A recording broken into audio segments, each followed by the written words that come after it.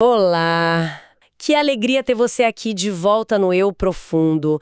Seja muito bem-vindo, muito bem-vinda a mais essa nossa conversa. Hoje, a gente vai explorar juntos um tema que, olha, mexe com a gente, sabe? Inspirado em reflexões e numa narrativa muito rica chamada Servir para Melhorar. É parte do material que a gente analisou. E a nossa missão aqui é desvendar uma perspectiva um pouco diferente sobre mudança, sobre transformação. Sabe aquela ideia de ficar esperando que o mundo mude, que as coisas melhorem por algum evento externo, assim, grandioso? Aquela expectativa, né? Pois é.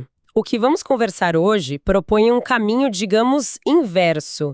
A verdadeira revolução começa dentro, no servir, no esforço diário de ser um pouquinho melhor.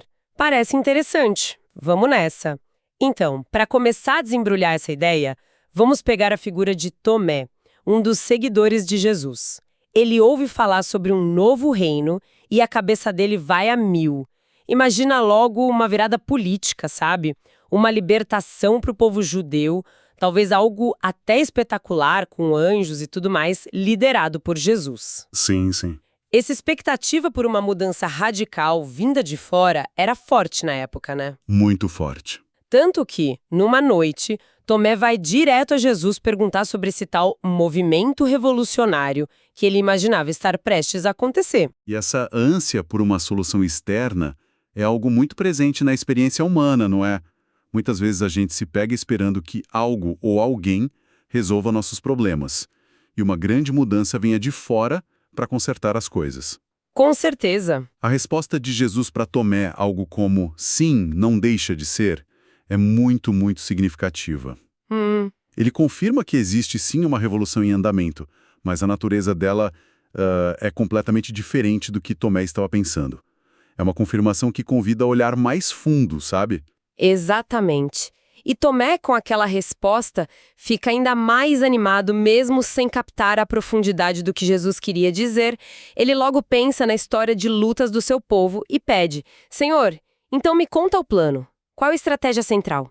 Ele quer a fórmula, o mapa da mina. A receita pronta, né? Isso. Jesus, com calma, o convida para subirem juntos a um monte no dia seguinte, bem cedinho, para terem tempo para as explicações necessárias. Fica aquele suspense no ar. Qual será o grande segredo a ser revelado lá no alto? A expectativa só aumenta. E lá vão eles. Mas a jornada mal começa e eles dão de cara com Jonas, um pescador conhecido caído na rua, embriagado. Jesus para na hora para ajudar, mas Tomé reage com impaciência, quase com desprezo. Ah, mestre, é o Jonas de novo. Esse aí não tem jeito. Pra que perder tempo? Amanhã ele vai estar na mesma situação. Nossa, Que julgamento rápido, não? é um reflexo tão comum. Quantas vezes a gente não se pega pensando assim no dia a dia? Pois é. Vendo alguém que parece repetir os mesmos erros, talvez lutando contra um vício ou numa situação difícil recorrente, e a gente pensa, não adianta, essa pessoa não quer mudar. Exato. Julgamos pelo histórico, pela aparência, mas a atitude de Jesus aqui propõe um outro olhar. Ele fala sobre não conhecermos o princípio da experiência daquela pessoa. As lutas internas que levam àquela condição, sabe? E questiona Tomé. Mesmo que a pessoa caia de novo, o serviço de auxílio não precisa de um ponto de partida, de um ato de começar. Nossa, isso muda tudo. Quer dizer que o foco não é se a ajuda vai resolver de vez o problema. Não necessariamente o foco principal. Mas na nossa disposição de começar a ajudar, de dar o primeiro passo, mesmo sem garantia de sucesso. Exatamente. É deslocar o foco do resultado final, que muitas vezes a gente nem controla, para a nossa ação presente, para a intenção por trás do ato de servir. O valor está na disposição de estender a mão, apesar da aparente falta de mudança ou da reincidência. É um convite a romper com o nosso próprio julgamento, né? Sim. E a exercitar a compaixão ativa, começando o gesto de ajuda. Faz muito sentido. E Tomé, mesmo resmungando, acaba ajudando a levar o Jonas para um lugar mais seguro. Mal retomam o caminho e aparece uma mulher desesperada, com a filha ardendo em febre. Jesus vai até a casa, ora pela menina e ela melhora. Que sequência, hein? Nem respira direito. Logo depois, já saindo da cidade, 3 senhoras simples se aproximam, querendo aprender sobre a boa nova para passar aos filhos.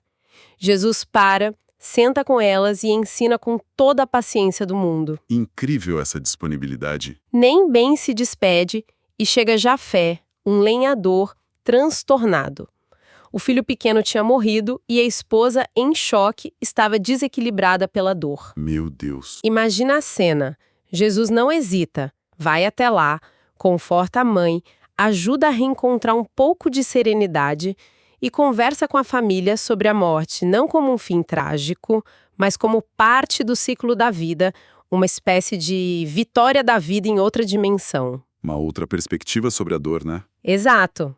O tempo voa, a manhã já foi embora, quando finalmente pensam em seguir para o monte e encontram uma senhora idosa, semi-paralítica, com uma ferida feia na perna, pedindo ajuda. Mais um encontro. Jesus a acolhe, pede ajuda de Tomé para limpar e cuidar da ferida e arranjam um lugar para ela ficar abrigada.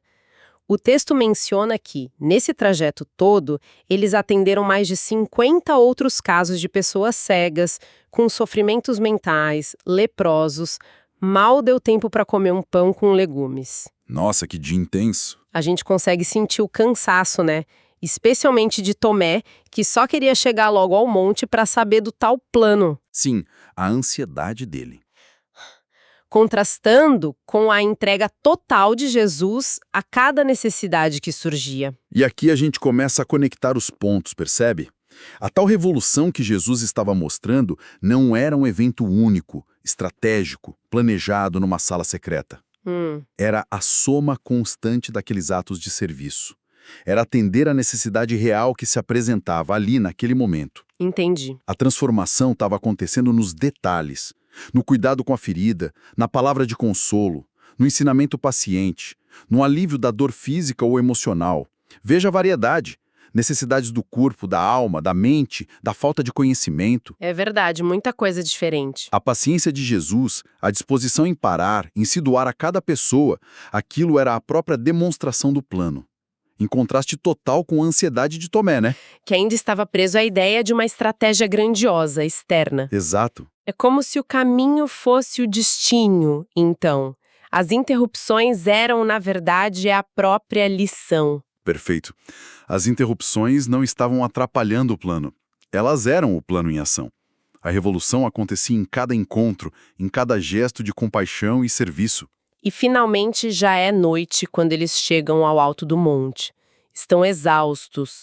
O texto até descreve os pés de Tomé sangrando das pedras do caminho. Imagina o cansaço físico e mental.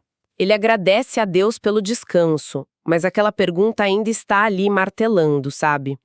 Ele olha para Jesus e, talvez esperando a cartada final, pergunta: Senhor, e agora? Vai me confiar a chave da conspiração libertadora? A expectativa persistia. Ainda estava lá. E então vem a resposta, direta, clara, que vira chave na cabeça de Tomé. Jesus diz algo como: Tomé, os homens precisam se cansar dessas revoltas externas que só trazem ruína e ódio. A nossa iniciativa redentora acontece de dentro para fora. Uau! De dentro para fora. Ele explica que eles já estavam vivendo a revolução do evangelho naquele dia inteiro e que todo aquele serviço, todas aquelas paradas para ajudar, eram a resposta que ele tanto buscava. A resposta estava na jornada, não no destino final do monte. Exatamente. E aí vem a frase central, poderosa. Enquanto o mal predominar no caminho dos homens, em forma de aflições e trevas, nós lutaremos pelo triunfo do bem. A ordem para nós não é matar para renovar, mas sim servir para melhorar e elevar sempre. Servir para melhorar. Uau, que revelação! Esse é o momento do clique, né? A virada de chave total. Toda aquela expectativa de Tomé por um plano estratégico, talvez até militar, Sim. é desmontada. A estratégia real, a iniciativa redentora, é o serviço contínuo, paciente, amoroso. Não é algo grandioso e rápido. Não. A mudança verdadeira não vem de derrubar estruturas externas à força, mas de transformar o coração, a consciência de dentro para fora. Ela acontece em quem serve, que se aprimora ao exercitar a paciência, a compaixão, a humildade, e também em quem é servido, que recebe alívio, esperança, esclarecimento. Nos dois lados, então. Nos dois lados. Aquele dia intenso de trabalho não foi um desvio, foi a aula prática. A revolução é essa, servir para melhorar. E pensar que muitas vezes a gente busca soluções tão complicadas, né? Pois é. Estratégias mirabolantes para mudar as coisas. Sim. E a resposta pode estar justamente no simples ato de servir onde a gente está com o que a gente tem. Exatamente. E o mais interessante é que essa ação de servir não beneficia só o outro. O texto sugere, e a experiência confirma, que ao nos dedicarmos a aliviar o sofrimento alheio, encontramos também a cura para as nossas próprias dores. É verdade. O finalzinho do texto traz essa ideia de forma muito prática. Diz que a gente pode servir de muitas maneiras. Com a palavra amiga, claro, mas também com um silêncio respeitoso quando não sabemos o que dizer, com a paciência nossa de cada dia, Essa é fundamental. com a tolerância diante do que é diferente, com o perdão que libera tanto quem perdoa quanto quem é perdoado. E olha que interessante, inclui também a tarefa às vezes árdua de corrigir as nossas próprias falhas, nossos maus hábitos. O trabalho interno. Isso. E até o simples cumprimento dos nossos deveres do dia a dia, fazer bem feito o que precisa ser feito. Tudo isso seria parte desse servir para melhorar. Isso mesmo. E essa conexão entre servir ao outro e o autoaperfeiçoamento é a chave. Servir para melhorar significa que, ao mesmo tempo em que ajudamos, estamos nos lapidando. Como aplicar isso na prática, então, no nosso cotidiano tão corrido? Olha, nos pequenos gestos, que às vezes nem consideramos serviço. Por exemplo, no trânsito. Escolher respirar fundo e ter paciência com aquele motorista lento à frente, em vez de buzinar ou se irritar. Que é tão fácil, né? Se irritar. É quase automático, mas escolher diferente é um ato de serviço. Serviço a si mesmo, cultivando a calma, e ao ambiente, não adicionando mais tensão. Ou então no trabalho, parar 5 minutos para ouvir de verdade um colega que está angustiado, sem dar soluções prontas, só oferecendo um ouvido atento e um pouco de empatia. É verdade, às vezes só ouvir já ajuda tanto. Muito. Ou até em casa, né? Sim, como você disse antes, fazer aquela tarefa doméstica que ninguém gosta, mas que precisa ser feita com boa vontade. Entendendo aquilo como uma forma de servir a harmonia do lar, talvez. Perfeito. Até a disciplina de cumprir nossas responsabilidades com zelo, seja estudar para uma prova, entregar um trabalho bem feito, cuidar da saúde, pode ser vista sob essa ótica. É servir ao nosso próprio potencial, à nossa comunidade, ao nosso futuro. É sair um pouco do foco exclusivo nas nossas dores e problemas que todo mundo tem, claro. Claro. E se conectar com algo maior, com a necessidade do outro ou com o dever presente.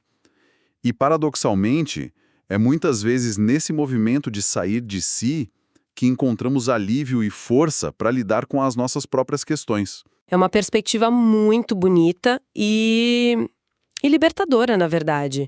Tira um peso, né? Tira. E o texto conclui dizendo que Tomé, depois daquela jornada e daquela conversa no monte, ficou em silêncio, refletindo.